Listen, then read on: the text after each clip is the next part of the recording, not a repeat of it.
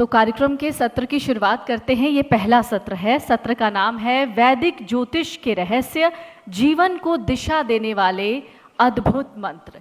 तो जब मंत्रों की बात होती है तो उन मंत्रों के बारे में जानना होता है। वो मंत्र किस तरीके से आपके जीवन को और बेहतर बना सकते हैं, और इस मंत्र को तो वही बता सकता है जो इस मंत्र का अनुभवी हो, जो इस मंत्र को शुरू से जानता हो। तो अब आज का ये जो सेशन है, सबसे पहला सेशन, उसके लिए हम अपने सभी गणमान्य ज्योतिषाचार्य को एक एक करके मैं बुलाना चाहूँगी मंच पर। आदरणीय पद्मेश जी के बारे में अगर मैं आपको बताऊं तो ज्योतिष विद्या के विषय में ज्योतिषाचार्य पंडित पद्मेश जी ने महारत हासिल की है। पद्मेश जी 5 दशकों से भी ज़्यादा समय से ज्योतिष के ज्ञान के सागर में हिस्सेदारी कर रहे हैं, या यूँ कहें कि इन्होंने अपना पूरा जीवन ज्योतिष को ही समर्पित किया है। जैसा कि इन्होंने कहा, ये केवल 82 साल के हैं। वैदिक ज्योतिष हस्तरेखा, अंक शास्त्र आदि के आधार पर लोगों की भविष्यवाणियां करते हैं। इनकी भविष्यवाणी सटीक होती है। आमतौर पर लोगों को अपने जन्म का समय और स्थान पता नहीं होता। पंडित पद्मेश जी उन लोगों की कुंडलियां भी बनाते हैं और वो सटीक साबित हुई हैं। भविष्यवाणियां सही होने के साथ साथ इनके सुझाव भी मूल्यवान होते हैं। तो आदरणीय पद्मेश जी के लिए जोरदार तालियां। हमारे साथ इसी सेशन में जो दूसरे ज्योतिषाचार्य हैं वो हैं चंद्रशेखर शास्त्री जी। आचार्य चंद्रशेखर शास्त्री जी को मैं मंच पर बुलाना चाहूँगी। प्लीज़ सर मंच पर आइए। सर के लिए ज़ोरदार तालियां। आचार्य चंद्रशेखर शास्त्री जी वर्तमान में राष्ट्रीय ज्योतिष परिषद के अध्यक्ष हैं और उन्हें 45 सालों से ज़्यादा का अनुभव है। उन्होंने कई ऐसी भविष्यवाणियाँ की हैं जो सटीक साबित हुई हैं, जिसमें प्रमुख भविष्यवाणी थी नरेंद्र मोदी जी का प्रधानमंत्री बनना, अखिलेश यादव का मुख्यमंत्री बनना। आदरणीय चंद्रशेखर शास्त्री सर के लिए जोरदार तालियां। इसी सत्र के लिए एक और खास मेहमान को मैं बुलाना चाहूंगी, लेखराज शर्मा जी। आदरणीय लेखराज शर्मा जी प्लीज मंच पर आइए। सर के लिए जोरदार तालियां। पंडित लेखराज शर्मा जी के बारे में अगर मैं आपको बताऊं तो ये हस्तरेखा विशेषज्ञ हैं, जिन्हें बीते हस्तरेखा ज्योतिषी में 5 दशकों से ज़्यादा का अनुभव है। लेखराज जी हस्तरेखाओं के जरिए ही जातक की कुंडली और भविष्य बनाते हैं। कंप्यूटर का दौर है, कंप्यूटर से आजकल कुंडलियां बन रही हैं, लेकिन इनमें एक बहुत बड़ी खासियत है। वो ना तो कंप्यूटर की मदद लेते हैं, ना किसी सॉफ्टवेयर की। वो कहते हैं आज के समय में 90% ज्योतिषविद सॉफ्टवेयर पर आश्रित हो गए हैं। इससे ज्योतिष विद्या का ह्रास हो रहा है। वो आज भी ज्योतिष की गणना अपने दिमाग से करते हैं। पंडित लेखराज जी हिमाचल प्रदेश के मंडी स्थित जोगिंदर नगर के निवासी हैं। लंबे समय तक इंडियन आर्मी में कैप्टन रहे, धर्म गुरु और ज्योतिषाचार्य बनकर अपनी सेवाएं दी हैं। सर के लिए जोरदार तालियां। इसी सेशन में हमारे एक और खास मेहमान हैं आचार्य आदरणीय अजय भांबी सर। सर मंच पर आइए। मंच पर सर का जोरदार तालियों से स्वागत। ज्योतिष की दुनिया में डॉक्टर अजय भांबी सर एक बड़ा नाम है, जिन्हें गहन ज्ञान और सटीक भविष्यवाणियों के लिए जाना जाता है। आदरणीय वो नक्षत्र ध्यान के विशेषज्ञ हैं और हिमालय परंपरा के महान चिकित्सक भी हैं। 40 सालों से ज्योतिष का अभ्यास कर रहे हैं। इस विषय में उनको महारत हासिल है। गुरु बृहस्पति के विषय में उनकी गहन रुचि है और इस सत्र में गुरु ग्रह के अनजाने रहस्यों की गांठ खोलेंगे। सर के लिए एक बार फिर से जोरदार तालियां। और इस सेशन का नाम एक बार फिर से जान लीजिए, वैदिक ज्योतिष के रहस्य, जीवन को दिशा देने वाले अद्भुत मंत्र। इस सेशन का मॉडरेशन करेंगी, इस सेशन की मॉडरेटर हैं सुप्रिया कंडवाल। थैंक यू पल्लवी, इतने अच्छे इंट्रोडक्शन के लिए सबके। सत्र शुरू करने से पहले एक रिचुअल है जो मैं करना चाहूँगी। आप सभी को नमन करना चाहूँगी। गुरुर् ब्रह्मा गुरुर् विष्णु गुरुर्देवो महेश्वरा गुरुर् साक्षात परम ब्रह्मा तस्मै श्री गुरुवे नमः। तो आप सभी माननीय ज्योतिषाचार्यों का मैं बहुत बहुत हमारे स्वागत करती हूँ हमारे मंच पर, और इसके अलावा जो बाकी के भी ज्योतिषाचार्य हमारे साथ जुड़े हैं उन सभी का मैं बहुत बहुत स्वागत करती हूँ। तो सर, ये जो हमारा पूरा का पूरा सत्र है ये वैदिक ज्योतिष के रहस्यों के बारे में है, और आप सभी ने अपना पूरा जीवन वैदिक ज्योतिष को दिया है, ज्योतिष को दिया है।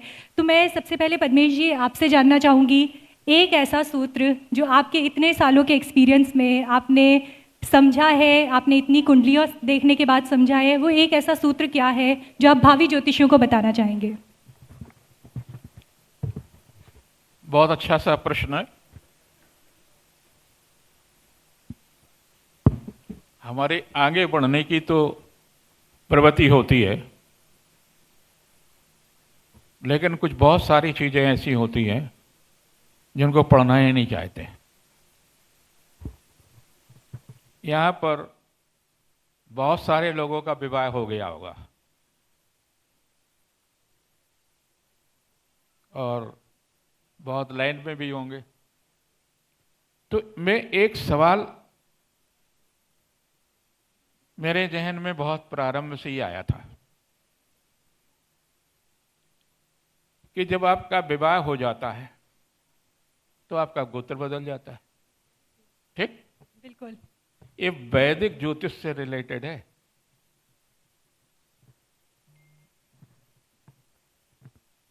अभी बच्चे लोग जो संस्कृत विद्यालय के थे, उनको भी ये जानकारी बहुत जरूरी थी। जी। वो कौन सी ऐसी प्रक्रिया है जिसके कारण से आपका गोत्र कब और कैसे बदलता है। तो आमतौर पर लोग कहते हैं कि सिंदूर भर दिया गया, गोत्र बदल गया। जी। बहुत जगह नहीं सिंदूर भरा जाता, तो क्या उनका गोत्र नहीं बदला? फिर उन्होंने कहा कि पाणग्रह संस्कार यानी फेरे हो गए तो गोत्र बदल गया। ये किसी भी वैदिक ग्रंथ में नहीं है। तो फिर कहां से गोत्र बदलता? गोत्र तो बदलता ही है। इनका भी पत्नी का गोत्र कुछ रहा होगा, इनके यहां आ गई तो उनका बदल गया है। हमारे वत्स जी के यहां भी तमाम लोगों के यहां, और दूल्हे जी तो खैर दूल्हे जी हैं, इनका तो वो एक सूत्र है। जब विवाह के बाद पत्नी घर आती है तो ऐतरेय ब्राह्मण में कहा गया, ये वो ग्रंथ थे जो ऋषियों ने रचना की। जैसे मार्कंड ऋषि ने आपको दुर्गा जी दी, मार्कंडे ऋषि से पहले दुर्गा जी का कोई अस्तित्व नहीं था। मार्कंडे पुराण से ही दुर्गा जी की पूरी उन्होंने जो भी कुछ था आपके सम्मुख लाए। और तो उन्होंने एक बात कही कि घाघरा की जो पवित्र नदी है वो आज की तारीख में, आप सब भविष्यवाणी भी कर सकते हैं, 9, 10, 11 तारीख को उसमें बाढ़ आती है। क्यों भाई, आपके यहां आती नहीं आती है? आप तो वहां अधिकारी भी रहे। पिछले 100 साल में आप देख लीजिए, हमेशा आती है। तो ऐसे जब आप ऋषियों के ग्रंथ पढ़ेंगे तो आपको वैदिक ज्योतिष का ऐसा सटीक प्रमाण मिलेगा। तो उन्होंने कि जब हमारे पास बहू आ जाती है, अपनी पत्नी आ जाती है, तो उसके बाद में एक क्रीड़ा होती है।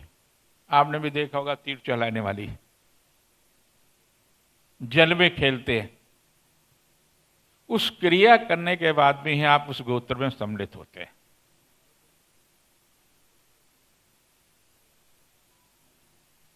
अब आप दूसरी चीज ले लीजिए जिसकी मैंने चोरी की है, और साहित्य में से, ग्रंथ से चोरी करना कोई बुरी बात नहीं है। वत्स जी बैठे हैं, बड़े विद्वान आदमी। रामचंद्र जी की कुंडली का विश्लेषण करते हैं। बिल्कुल। कर्क लग्न में उनका जन्म माना गया और उससे कहते हैं मंगल कारक है। उनके जीवन में मंगल की तमाम सारी घटनाएं होंगी। 28वें वर्ष में उनका विवाह हुआ। कम लोग जानते हैं,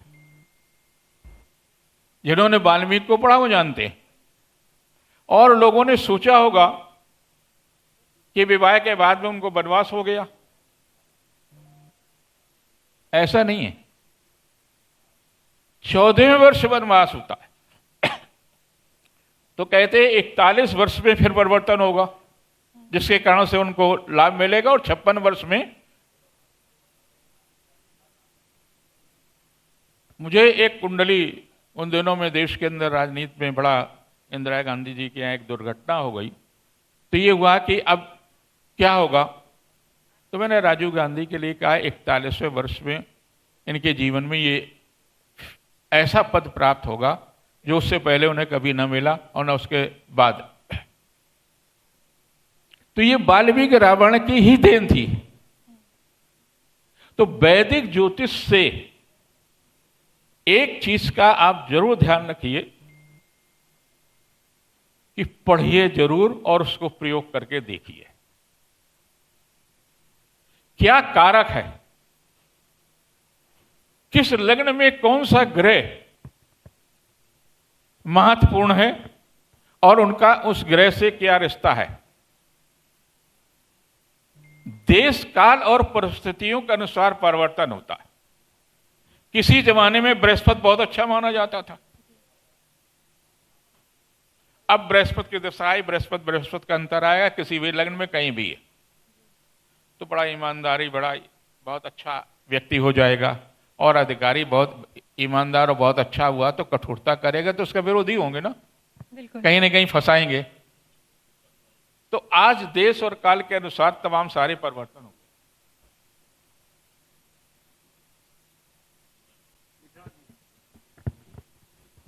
ठीक जी। पद्मेश जी, आपने श्री रामचंद्र की कुंडली के बारे में कहा, तो एक चीज़ मैं जानना चाहूँगी। कहा जाता है कि उनकी कुंडली बहुत परफेक्ट थी लेकिन फिर भी वनवास हो गया, इसके पीछे का क्या कारण है? उनको कई बार आलोचक ही कहते हैं, मुन वशिष्ठ से पंडित ज्ञानी शोध के लगन धरी। जी। जो ज्योतिष के विरोधी हैं।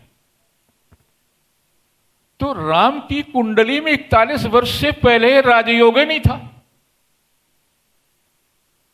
तो कैसे वो राजा हो जाते। और जब उनका राजयोग बना तो 56वें वर्ष में राजा बने।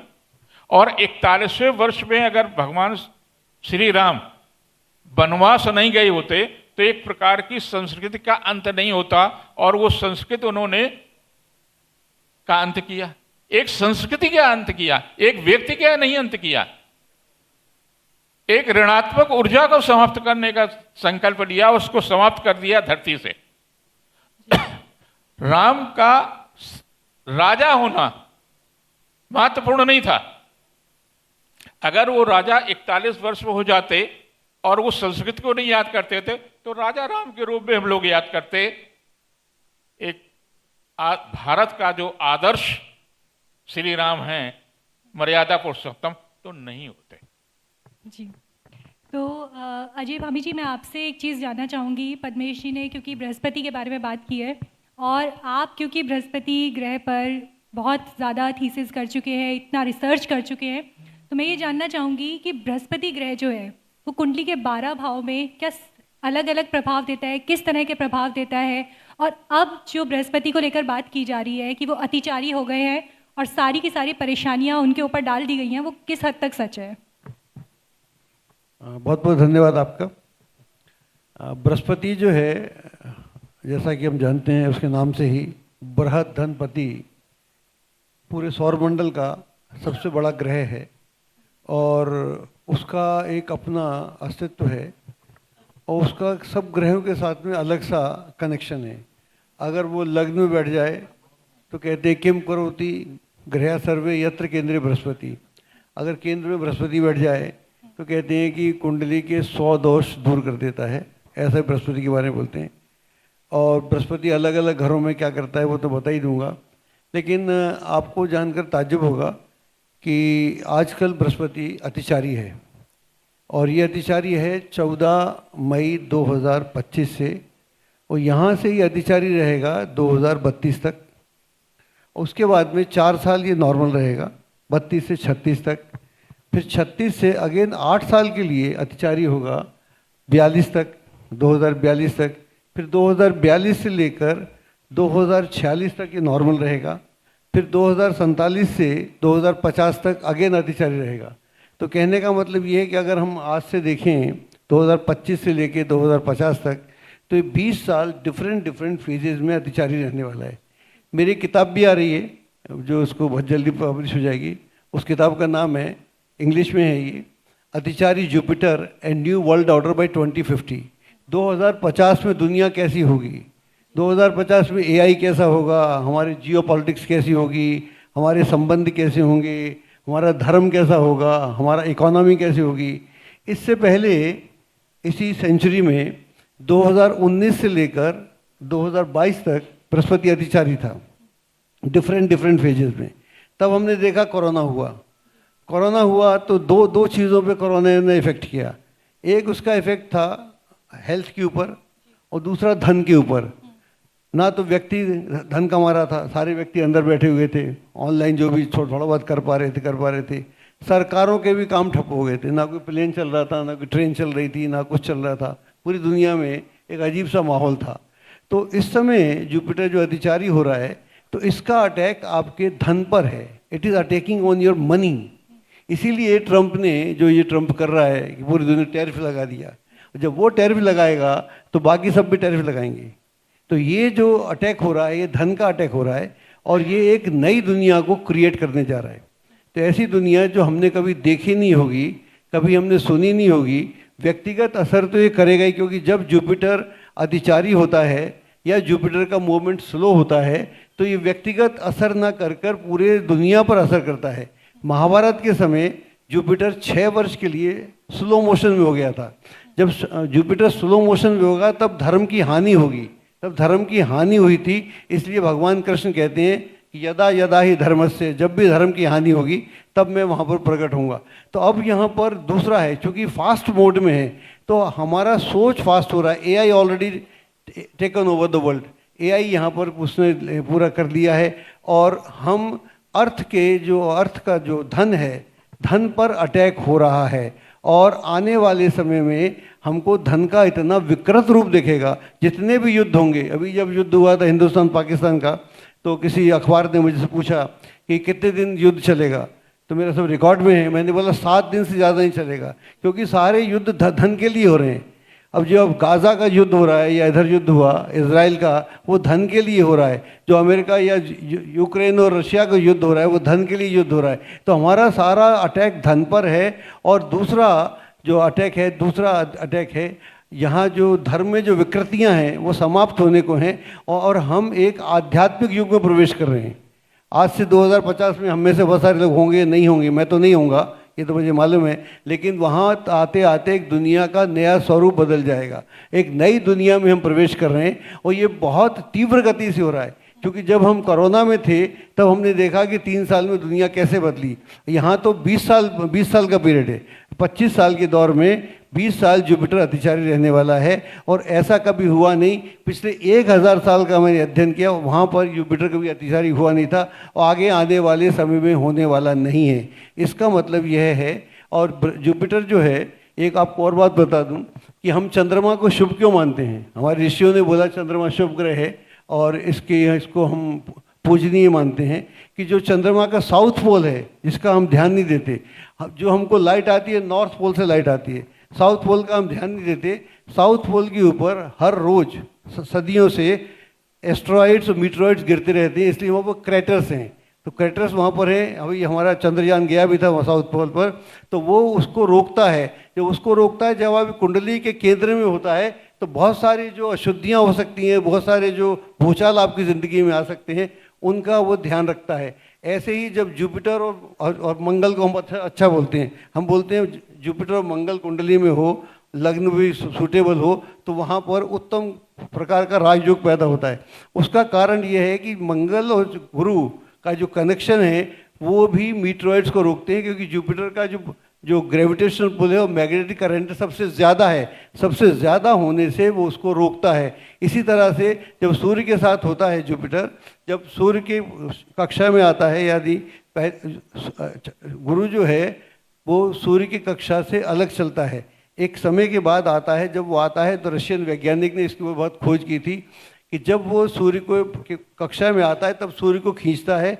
उस ज़माने में ना तो महामारी होती है, ना रोग होते हैं, ना अव्यवस्था होती है, लेकिन जब वो दूर जाता है तो स्थितियाँ खराब होना शुरू हो जाती हैं। तो इस तरह से जो जुपिटर की स्थिति है ये अगले 20 साल तक के लिए करने वाला है, ये बहुत कमाल करने वाला है और नई दुनिया को दिशा देने वाला है। इकोलॉजी में आपके ये जो डाइस जो हम जुआ की जो लत थी, ये भी इस कारण से थी युधिष्ठिर को, क्योंकि जुपिटर का असर था। और आजकल घर घर में हम जुआ खेल रहे हैं, मतलब क्रिकेट की टीम बना रहे हैं, ये कर रहे हैं। तो एक हम नई दुनिया में जा रहे हैं। और कॉरपोरेट जो सबसे खतरनाक है कॉरपोरेट, क्योंकि वहाँ पर वो व्यक्ति को नहीं दिख रहा, वो अपने धन को दिख रहा है। तो ये सारी चीज़ें बदलने वाली हैं और एक नई दुनिया में, बाकी सब आपको मेरी किताब में मिलेगा। धन्यवाद। जी सर।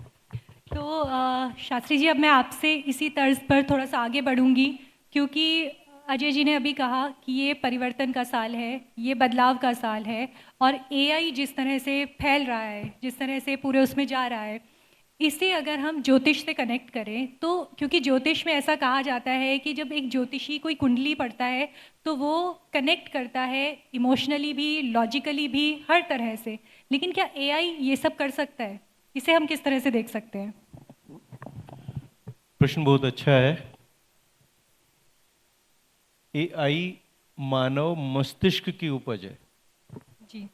और मानव मस्तिष्क से ऊपर अभी तक कुछ नहीं है। आने वाले समय में, चूंकि पहले जब वैदिक समय में जीवन के सूत्र लिखे गए तो उस समय वेदों ने कहा सूर्य आत्मा जगतस्थस्तुषश्च, सूर्य इस जगत की आत्मा है और उसी के कारण यह जीवन है। बाकी ग्रहों से उतना तेजी से असर नहीं पड़ेगा ना होने से। यदि सूर्य न हो तो जीवन का महत्वपूर्ण पक्ष, आत्मा का पक्ष, वह उससे पूर्ण प्रभावित होगा और जीवन नष्ट हो जाएगा। धीरे धीरे ज्योतिष में मन का प्रभाव आया। अत्रि ऋषि ने, जहां आज अजरबैजान है, ये अत्रिक क्षेत्र था, वैदिक वैकुंठ वही स्थान है।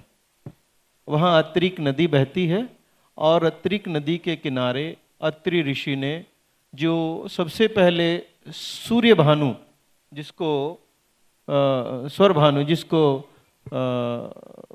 ग्रहण की स्थिति में राहु का एक ग्रहण कहा है, तो वहाँ इंद्रादि के सानिध्य में वह उसका खंडन करते हैं, रात्रि का दलन करते हैं और दिवस का उदय होता है।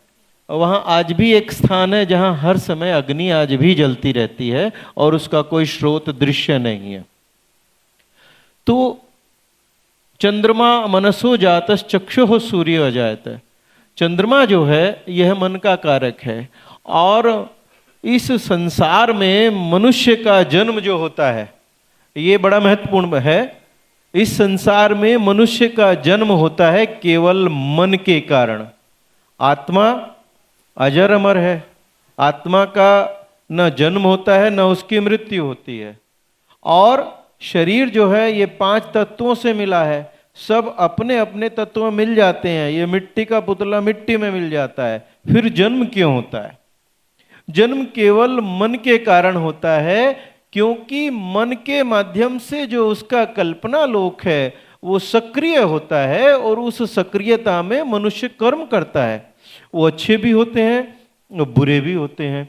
लेकिन चूंकि शास्त्र ने कहा, भगवान श्री कृष्ण गीता में कह गए कि कर्मण्येवाधिकारस्ते मां फलेषु कदाचन, जीवन में मनुष्य को कर्म करने के लिए काम क्रोध लोभ मोह जैसे उपालंभ दिए गए, और उधर ये पातक हैं, उधर उसको 4 पुरुषार्थ भी दिए गए। उसको धर्म अर्थ काम और मोक्ष जैसा पुरुषार्थ दिया गया, और सभी शास्त्रों ने उसको बड़ा लॉजिकली बड़े तरीके से उसको कहा कि ये एक जिगजैग है।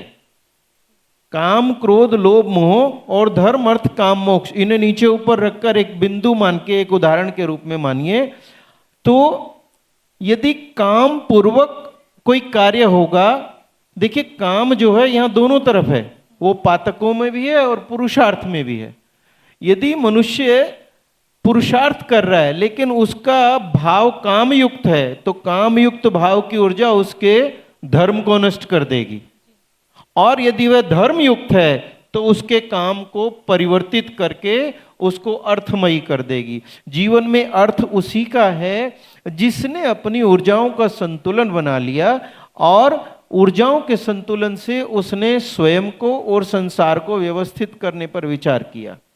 इसलिए आज है क्या, ये विषयांतर हो जाएगा, ये चूंकि ये बहुत बड़ा है, आपके 10 ही मिनट है, तो जो आपका प्रश्न है उसी पर चलते हैं। कालांतर में मनुष्य ने वो तकनीकी जो ऊर्जा है, जिसे इलेक्ट्रॉनिकी कहें, इलेक्ट्रॉनिकी का परिष्कृत रूप जो है वो कंप्यूटर साइंस है। और कंप्यूटर साइंस जब आया तो यहाँ राहु एक्टिव हो गया। राहु को केवल शीश है, उसको शरीर नहीं है, तो शीश होने के कारण उसको शरीर का आभास नहीं होता, और इस आभास न होने के कारण वह भ्रम फैलाता है।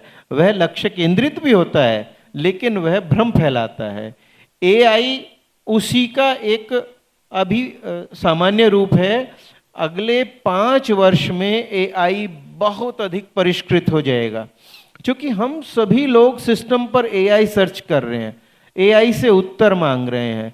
मैंने अपने विषय में पूछा कि आचार्य चंद्रशेखर शास्त्री के बारे में बताओ, तो उसने विवरण तो मेरा दिया लेकिन मुझे 1929 में मरा बता दिया कि शास्त्री जी 1929 में मर चुके हैं। तो मैंने उसको लिखा कि मैं तो जिंदा हूं, तो उसने कहा क्षमा करें, मुझे मालूम नहीं था, मेरे डेटाबेस में यही था। मैंने कहा आप आचार्य चंद्रशेखर शास्त्री की बात कर रहे हैं, क्योंकि उसने विवरण सारा मेरा दिया, पुस्तकें मेरी दी, एजुकेशन मेरी दी, कार्य मेरे दिए, और उसने मुझे किसी दूसरे से रिलेट किया क्योंकि वो डाटा उसके पास नहीं था। जब मैंने उसको कहा मैं जिंदा हूं, तो उसने, अब हम उसे देखते हैं तो मेरा सारा डिटेल मेरा ही देता है। वो हम लोगों से डेटा उठा रहा है, हम लोगों की जीवन शैली को वो कनेक्ट कर रहा है, और बहुत डीपली कनेक्ट कर रहा है। और जैसे जैसे उसके पास वो सारा डेटा होगा तो ये राहु बुरी तरह से एक्टिव हो जाएगा, और इस राहु के एक्टिव होने से सबसे अधिक जो हानि होगी वो होगी मनुष्य के मस्तिष्क को। यह स्मृति विभ्रम फैलाएगा। मनुष्य को अपने मित्रों के नाम याद नहीं रहेंगे, वो फोन से कनेक्ट करके ही मित्र को नंबर मिलाएगा, वहां लिखेगा, उसका नंबर उसे याद नहीं रहेगा, उसको विस्मृति विभ्रम होगा। ये तो अभी भी हो ही रहा है। लेकिन हाँ, मुझे याद पड़ता है, मैंने 2 ऐसे लोग देखे जो थे राजनीतिक, लेकिन वो इस मामले में बहुत ही गंभीर और बड़े महत्वपूर्ण थे। एक थे नारायण दत्त तिवारी जी। नारायण दत्त तिवारी जी उत्तर प्रदेश के मुख्यमंत्री थे और मेरे परिचय में थे। वो मुझे जब फोन करते थे या मैं उनको सामने कहीं दिख गया हूं, मैं कहीं कार्यक्रम में बैठा हूं, वो मंचस्थ है, तो वो वहां बैठे हुए आचार्य चंद्रशेखर शास्त्री जी को प्रणाम करते थे। तो वो एक ऐसी उनकी स्मृति थी कि वो दूर से पहचान लेते थे कि हाँ वो फलां है। यही गुण, व्यक्ति का नाम लेके उसको स्मरण करना, यही गुण मुलायम सिंह यादव में भी था। तो ये जो स्मृति का जो शेष है ये लोप होने जा रहा है इसी राहु एक्टिविटी के कारण। आज मोबाइल हो, लैपटॉप हो, टैब हो, ये सब जितने संसाधन इस समय बने हैं ये सब राहु एक्टिविटी के संसाधन हैं। और ये राहु ही जब मस्तिष्क पर चढ़ जाएगा तो केतु एक्टिव हो जाएगा, दिमाग काम नहीं करेगा और बॉडी काम करेगी। लेकिन वो हर बात के लिए प्रश्न करेगा एआई से, मुझे शादी करनी है, क्या मैं कर सकता हूं? एआई कहेगा कर लो, वो करेगा। एआई मना करेगा तो उसकी उत्सुकता वहां और बढ़ेगी। मनुष्य अपने वो प्रश्न जो माता पिता और परिवार से पूछता था, आज एआई के होने से वो माता पिता से भी दूर हो रहा है, परिवार से भी दूर हो रहा है, और माता पिता और परिवार यानी सूर्य, चंद्रमा, मंगल आदि जो उसके ग्रह हैं वो एक तरह से एक्टिवेशन से बाहर होते जा रहे हैं। राहु हावी है, उसने सूर्य पर भी अपना प्रभाव बना लिया है, उसने चंद्रमा पर भी अभी अपना प्रभाव बना लिया है, और वर्तमान में तो जो मंगल की और केतु की युति के कारण जो इस समय अंगारक चल रहा है, ये बहुत ही विकट समय है, लोक के लिए भी, व्यक्ति के लिए भी। अभी जुलाई से वो समय चला है और 16 सितंबर 2026 तक ये बहुत विकट समय है, और उसके बाद 32 तक तो युद्धों का ही समय है, रुक रुक रुक करके ये सब होते रहेंगे, प्रकृति भी विस्फोटक होगी, और इसी प्रकार ये 46 में जाके कुछ आप समझिए कि शांति मिलेगी। ये है। जी, तो शास्त्री जी, आपने अभी हमें राहु, केतु और मंगल को लेकर तो सब बताया, एआई के थ्रू आपने सब चीज़ें बताई हैं। एक चीज़ जो है कि जब एआई इतना डेवलप हो रहा है और कहीं ना कहीं हम ही उसे डेवलप कर रहे हैं, हम ही उसे अपना ब्रेन दे रहे हैं, अपने थॉट प्रोसेसेस दे रहे हैं, ऐसे में एआई तो जॉब्स भी खाएगा, फिर और ज़्यादा इससे जो है परेशानियाँ होंगी, अराजकता बढ़ेगी। इसमें ज्योतिषीय आकलन जो है वो क्या कहता है? ये बड़ा ही महत्वपूर्ण प्रश्न है। देखिए, ज्योतिष ही जीवन की रेखा को बचा सकता है।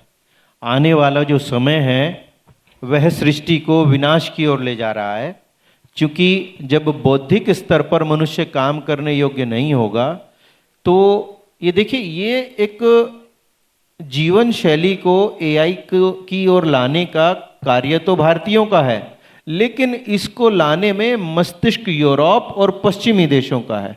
और ये एक पुरानी कहावत है भारत में, और यह सत्य भी है। हालांकि सूर्य ना उदय होता है ना अस्त होता है, पृथ्वी घूमती है तो सूर्य अस्त उदय दिखता है, लेकिन एक पुरानी कहावत है और सत्य भी है कि सूर्य भी यदि पश्चिम की ओर जाता है तो उसे अस्त होना पड़ता है, उसका प्रभाव नष्ट हो जाता है। हमारे देश की जो प्रतिभाएं पश्चिम में जाकर पश्चिम की बौद्धिकता के लिए काम कर रही हैं, उसका नुकसान भारत को हो रहा है। उसी के कारण वो उस तकनीकी का प्रयोग कर रहे हैं जो भारतीयों ने ही रचित की है, लेकिन उनकी बुद्धिमत्ता से की है, उनकी बौद्धिक योग्यता से की है, तो ये हानि हो रही है।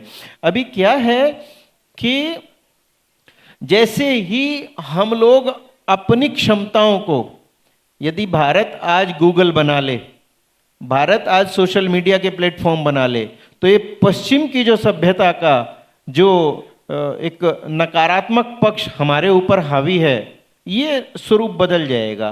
कारण पश्चिम मेहनत में विश्वास नहीं रखता, उसका दिमाग ही राहु से एक्टिव है, और वो क्या करता है, जैसे कोरोना आया, पश्चिम ने एक विषाणु बनाया, कीटाणु बनाया, और कोरोना के लिए उसे, वो कुल मिला के भारत की जो एकदम बहुत तेजी से बढ़ती हुई अर्थव्यवस्था थी, सब उससे परेशान थे। उन्हें ये नहीं था कि ये इस तरह से फैल सकेगा, वो तो भारत को डैमेज करने के लिए कि ये 3 ट्रिलियन पार हो रहा है, ये बहुत तेजी से बढ़ेगा, उसके लिए अमेरिका और चाइना का एक इफेक्ट था।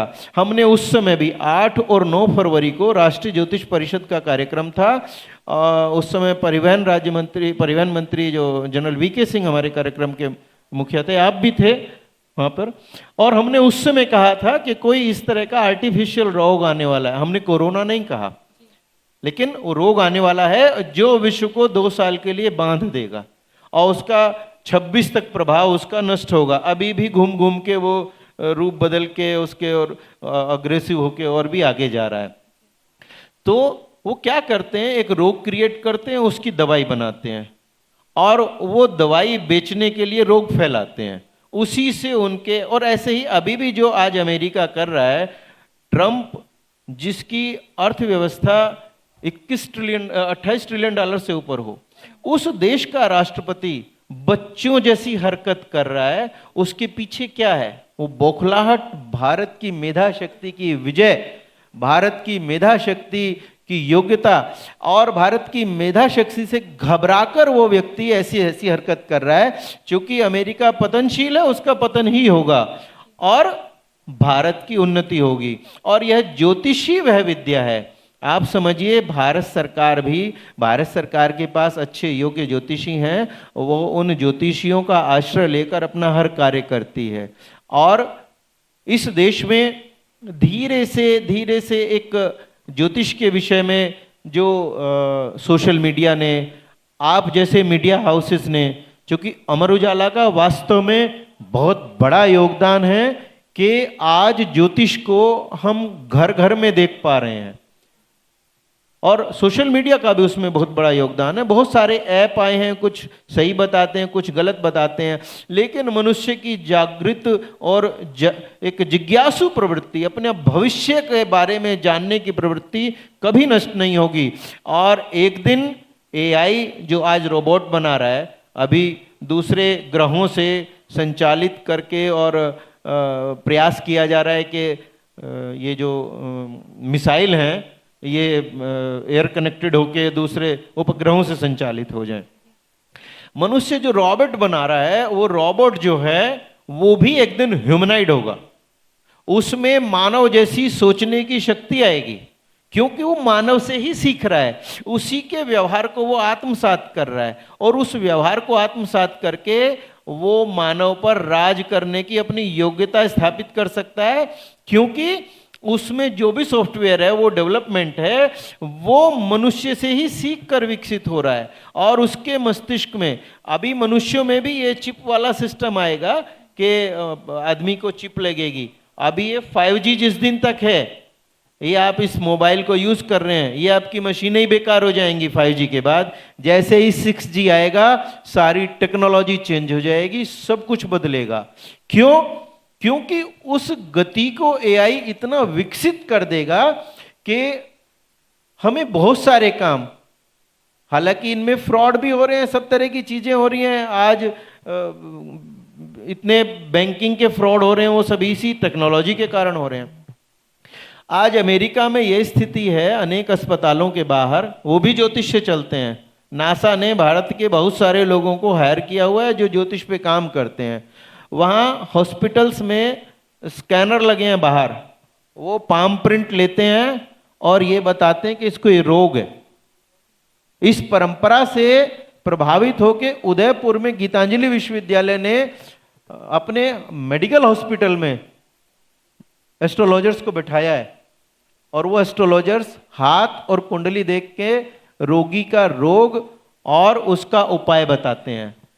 तो शास्त्री जी, आपने क्योंकि अब हाथ और कुंडली की बात कर ली है, तो उसके एक एक्सपर्ट हमारे साथ यहाँ मौजूद हैं। हाँ, तो मैं जानना चाहूँगी लेखराज जी आपसे, एक ऐसा सूत्र जो भी भावी पामिस्ट अब बनना चाहते हैं, हस्तरेखा जो सीखना चाहते हैं, उनके लिए एक ऐसा सूत्र जो आपके इतने सालों के एक्सपीरियंस में आपने एनालाइज किया। धन्यवाद जी। मैं सभी विद्वानों का भी अभिनंदन करता हूँ, और इस कार्यक्रम के आयोजक माई ज्योतिष और अमर उजाला का भी आभार प्रकट करता हूँ। आदरणीय पद्मेश जी विद्वान बैठे हैं, सबको प्रणाम करता हूँ। अमर उजाला जैसे नाम है, मैं भी बहुत पुराना इससे जुड़ा हुआ हूँ। भारतीय संस्कृति को जागृत करने के लिए भारतीय ज्योतिष और जो अन्य विद्याएं उनके विकास के लिए कार्यक्रम कर रही है, बहुत अच्छा है। ज्योतिष की चर्चा हो रही है, बहुत बढ़िया। और रात से एआई के बारे में मैं सुन रहा हूं, और जब हम भोजन के लिए बैठे हुए थे तो मैंने सुना, आप बैठे थे सर, कि आपने बीबीसी लंदन, बीबीसी को देखा होगा या कोई और चैनल, कि हाथ का स्कैन लेकर के पता लग जाएगा आपका डेट ऑफ बर्थ क्या है, टाइम क्या है, सब कुछ क्या है। विज्ञान उन्नति की ओर भी है, और विज्ञान विनाश का सबसे बड़ा कारण होगा। ये आज की बात नहीं है, शास्त्रों की बात है, वेदों की बात है। एक छोटी सी घटना, मैं भारतीय सेना से जुड़ा हूं, मैंने अस्त्र भी देखे हैं, शस्त्र भी देखे हैं, चलाए भी हैं।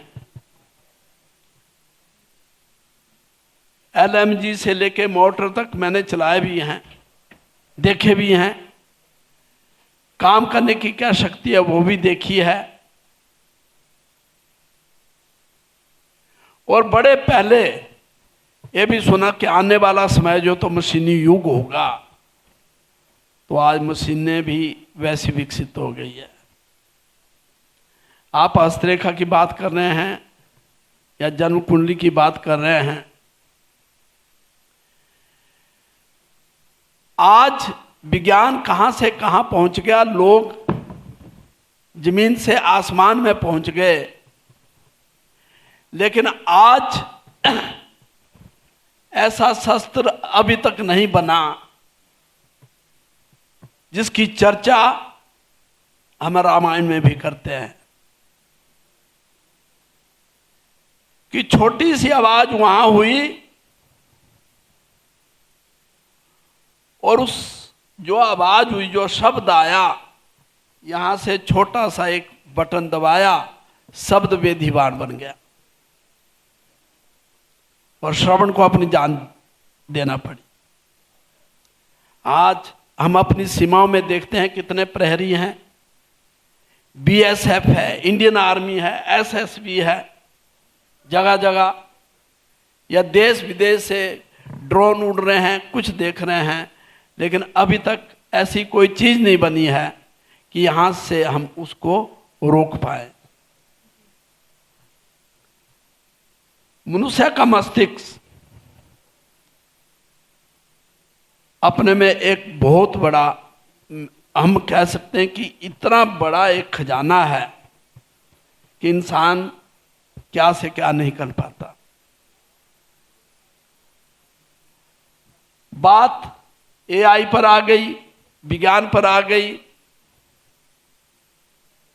या शरीर के लक्षणों में आ गई, या भारतीय ज्योतिष में आ गई, लेकिन मैं बस एक ही बात कहना चाहता हूं कि जब हम अपनी संस्कृति को भूल देंगे, इसमें कायम नहीं रहेंगे, अपने रिश्ते नातों को भूल जाएंगे, अपने संबंधों को भूल जाएंगे, तो ये मस्तिष्क हमारा बेकार हो जाएगा। आज मैं पहले बोल रहा हूं, ज्योतिष क्षेत्र में देखें, आज इन मशीनों के द्वारा, मोबाइल के द्वारा, इन प्रोग्रामों के द्वारा देश में ये विकास हुआ है। एक ज्योतिषी की जगह पर 20 ज्योतिषी पैदा हो गए हैं। ज्योतिष घटा नहीं है, ज्योतिष बढ़ा है। ज्योतिष में श्रद्धा वाले भी बड़े हैं, बड़े बड़े नेता, अभिनेता सब ज्योतिष पर विश्वास करते हैं। लेकिन एक दुख की बात है कि ज्योतिष को या ऑकल्ट साइंस को जो दर्जा भारत जैसी भूमि में मिलना चाहिए वो आज तक नहीं मिल पाया है, जिसके लिए हम सब लोग भी डिजर्व करते हैं। तो कंप्यूटर बढ़ जाए, विज्ञान बढ़ जाए, जब जब तक मनुष्य का मस्तिष्क चलता रहेगा तो साइंस भी बढ़ेगा। लेकिन एक दिन शास्त्री जी ने कहा कि हमारा मस्तिष्क जो है काम करना बंद कर देगा। ये आप देख लेना, आज इतने विद्वान बैठे हुए हैं, आप जन्म कुंडली या हस्तरेखा की बात करते हैं। अगर आपको कोई इसमें का डेट ऑफ बर्थ हो, टाइम दे दो, प्लेस ऑफ बर्थ दे दो, जगह आप कुंडली बनाओ, आप नहीं बना सकते। मंत्र सुनने से, माइक में या मोबाइल में वो ज्ञान पैदा नहीं होगा। सुनने से जो गुरुकुलों में जो पढ़ाया जाता था और जो यहाँ पर किया वो चीज़ मिल सकती। तो आप कितना भी प्रयत्न करें, जब तक मस्तिष्क हमारा काम नहीं करेगा तो सब कंप्यूटर फेल हो जाएंगे। कितना पड़ेगा यार? एक पत्थर हम लेते हैं, उसको उछालते हैं ऊपर, तो कभी ना कभी वो हमारे ऊपर गिरेगा। तो आने वाला भविष्य आप देख लो, जब धर्म की हानि होगी, इस पृथ्वी की हानि होगी। आप 20 सालों की बात मत करो, कहीं ये पहले ही सब कुछ खत्म ना हो जाए, ये सब कुछ ऐसा रह जाएगा। तो मेरे कहने का मतलब ये है, आपने हस्तरेखा के बारे में की, ज्योतिष में कई विद्या हैं, प्रश्न लगन है, मुहूर्त शास्त्र है, कुंडली विज्ञान है, रैकी है, रैकी से भी देख लें, टैरो कार्ड है, कई कुछ बने हुए हैं। लेकिन मैं एक ही बात कहता हूँ, जहाँ पर हमारी आस्था और विश्वास होगा वहीं हमें सफलता मिलेगी, जहाँ हमें लगन होगी वहाँ पर मिलेगी। आप कितने दिन जो हैं नाटक करते रहेंगे, पैसा कमा लेंगे नाटकों से, झूठी बातों से पैसा कमा लेंगे, लेकिन जो शांति है, परम शांति है, आप अपने काम को वफादारी से करें, ईमानदारी से करें, तभी आपको सफलता मिलेगी। मैं धन्यवाद करता हूँ इस अमर उजाला का, इन विद्वानों का, आप लोगों का, कि आप भारतीय संस्कृति को कायम रखने के लिए, बचाने के लिए अनवरते प्रयास करते हैं। धन्यवाद। जी लेखराज जी, बिल्कुल जैसा आपने कहा, अमर उजाला माई ज्योतिष पे हमारी ये कोशिश है कि जो आपने कहा है कि ज्योतिष को भारत में वो दर्जा दिलाएं, हम वो दर्जा दिलाने की कोशिश कर रहे हैं अमर उजाला माई ज्योतिष की टीम के साथ। और अब आप सभी ज्योतिषाचार्यों का हमारे इस मंच की शोभा बढ़ाने के लिए बहुत बहुत धन्यवाद। एक विषय में इसमें एक जी विशेष सर। बात कहना चाहता हूँ, क्योंकि सार्थकता तभी है, हम सभी यहाँ एस्ट्रोलॉजर्स ही बैठे हैं, ज्योतिषी ही बैठे हैं। मेरा सभी से निवेदन है कि एक सांस्कृतिक आचार संहिता स्वयं निर्धारित करें। कोई बाहर से सरकार कोई इस तरह कोई कानून लाए कि जिससे हम लोग पीड़ित हों, उससे अच्छा है कि हम नियम और संयम को समझते हुए इसको कार्य को करें। जी धन्यवाद। बिल्कुल।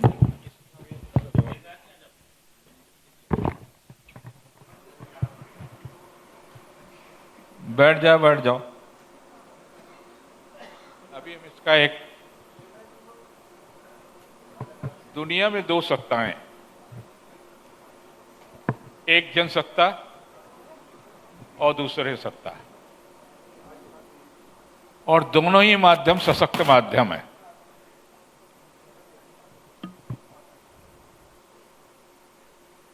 भक्ति काल में